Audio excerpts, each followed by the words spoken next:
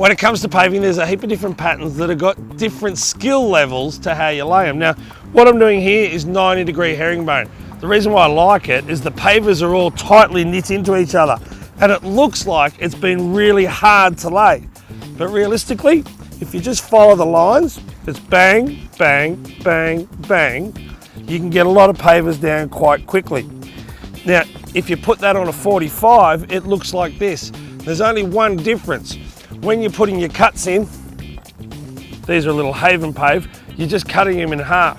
For the 45, you're cutting them on the angle, so you end up with the 1/4 and the 3/4. But on the 45, on a driveway that's really long, it hides a few of the lines. So if your lines are slightly out, you can hide it with this one. If this is at eye level and you're seeing straight down a line, it can be quite eye-catching. And if it's not perfect, it looks quite bad.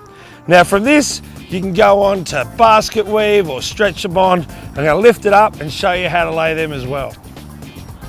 Now this little beauty strata pave, it's 300 by 300, 40 mil thick, and the colour is sunstone. It's one of Adbri's favourites. It's been around forever. And if you've got a big area and you want to make it look less cluttered by having a small paver, you go with a larger format paver. Now they're easy to lay, like I said. You find the corner and you lay it down. You never drop a paver. And then just move it out to create that 3 mil gap. That means the sand can fall between the two. The pavers will never rub and chip on you. This is on the 45, you can lay it on the 90.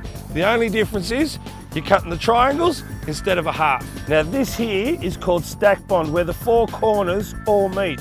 It's the opposite to stretcher bond. It means you get straight lines this way and this way. What we're looking at here is Adbri's Quadro laid in stretcher bond, which simply means it's like the side of your house. Each course is offset half a paver, so I could put cuts in there to finish the job off. What I like about this colour is oatmeal, is this is a quick and cheap, easy paver to put down. Cheap doesn't necessarily mean cheap and nasty. This is a good looking paver.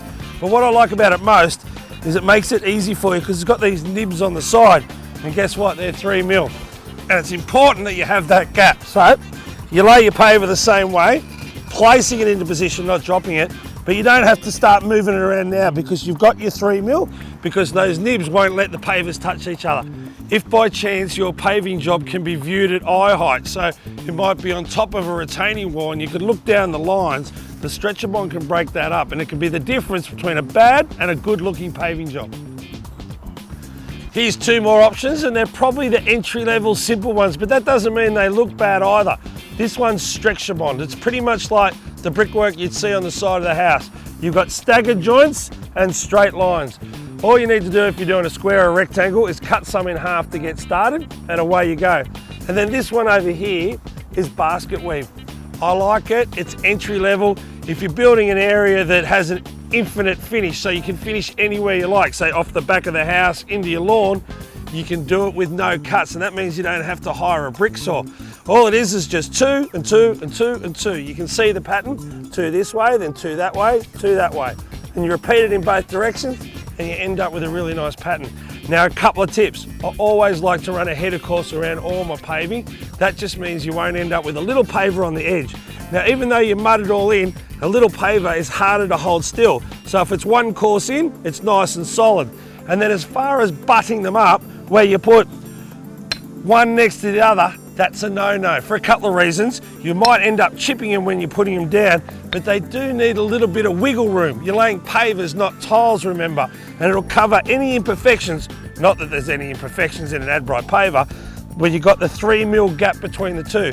So when I talk about having a nice tight bond, I'm meaning the pattern rather than them being butt together. The best way to lay one, find the corner. So this is the corner here where the paver's going to butt up to the next one. Find the corner, put it down at an angle. When you get it there, don't drop your paver, just place it in position and then get that 3 mil with your fingers. So whichever way you pave, it's up to you.